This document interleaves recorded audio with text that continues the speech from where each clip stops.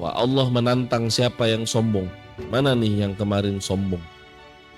Yang kemarin sok berkuasa, yang kemarin sombong, tidak perlu aku kata Allah, yang tidak perlu sholat, yang tidak perlu beribadah, yang tidak perlu agama. Mana orangnya sini kata Allah?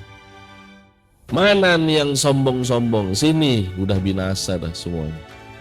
Sudah.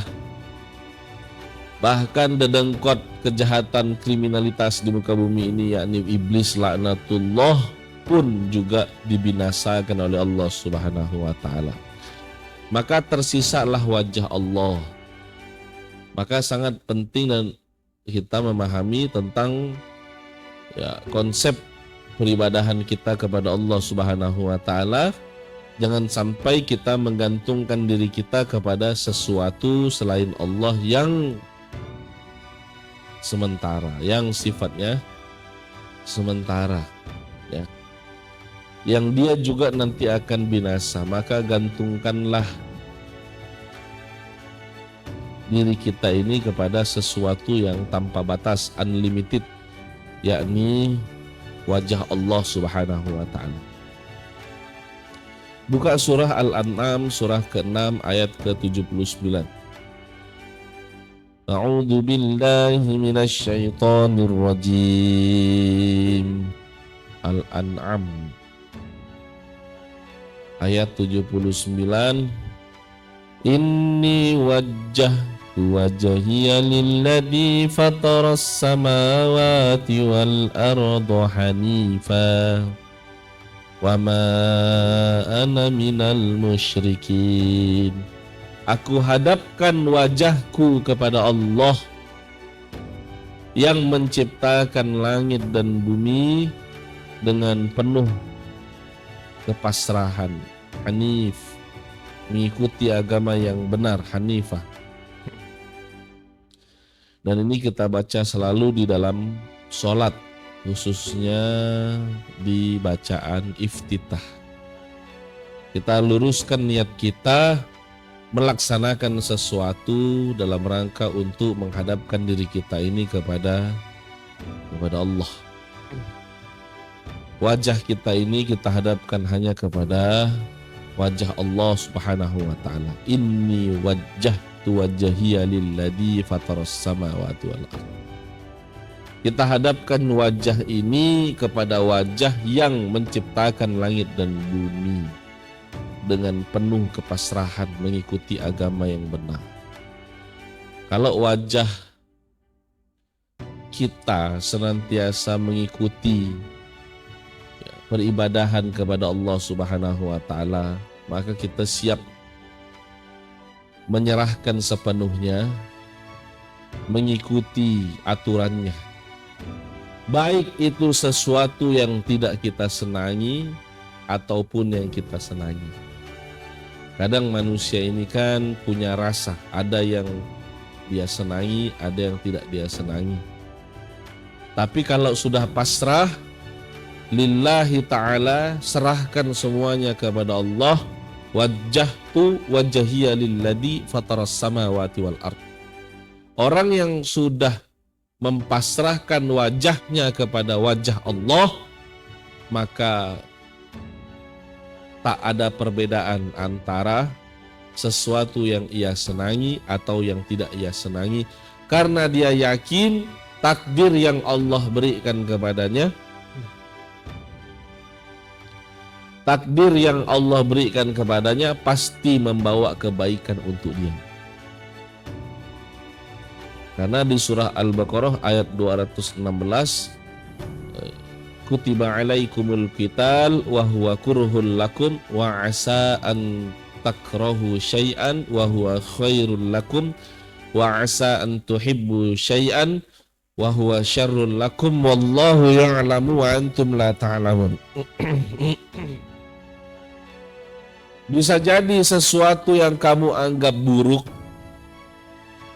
sesuatu yang tidak kamu senangi, rupanya penuh kebaikan di dalamnya. Dan bisa jadi sesuatu yang kamu cintai, rupanya buruk bagimu. Wallahu ya'lamu. Kita ini kan maunya yang kita senangi. Padahal ibadah agama Allah ini bukan prasmanan. Mana yang kita senangi, kita sukai, ambil. Ayam, daging, ambil. Mana yang tidak kita senangi, sayur, hijau-hijau, tak mau, tak diambil. Agama ini bukan prasmanan. Agama ini adalah fitrah, sesuatu yang kita butuhkan. Karena tidak semua yang kita senangi itu kita butuhkan. Memang tidak semua yang Allah datangkan adalah yang kita sukai. Tapi semua yang Allah datangkan kepada kita adalah sesuatu yang kita butuhkan. Karena Allah memberi kepada kita tidak selalu yang kita senangi, tapi yang kita butuhkan. Kenapa aku nih jodoh sama dia ya? Nah, kenapa aku nih jodoh sama dia, nyesal aku rasanya. Itulah kalau udah nikah. Atau misalnya kita di pondok ini, kenapa aku di pondok ini ya? Tak enak rasa di pondok ini. Dulu yang suruh masuk siapa? Kan gitu. Nah ketika kita masuk, kita rasakan, kita nikmati, kayaknya ndak enak. Tapi setelah kita lewati, kita jalani, justru sesuatu yang tidak enak di pondok adalah cara Allah memberikan kesuksesan kita di kemudian hari. Daripada kalian cari tempat yang enak, misalnya ya, ndak enak nih di sini, oke pindah. Setelah pindah pasti cari yang enak lagi, ya kan?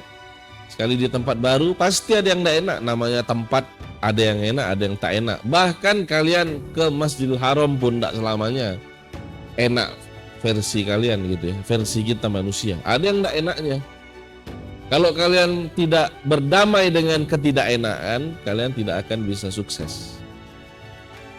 Akhirnya di tempat lain ndak enak lagi ya, pindah lagi.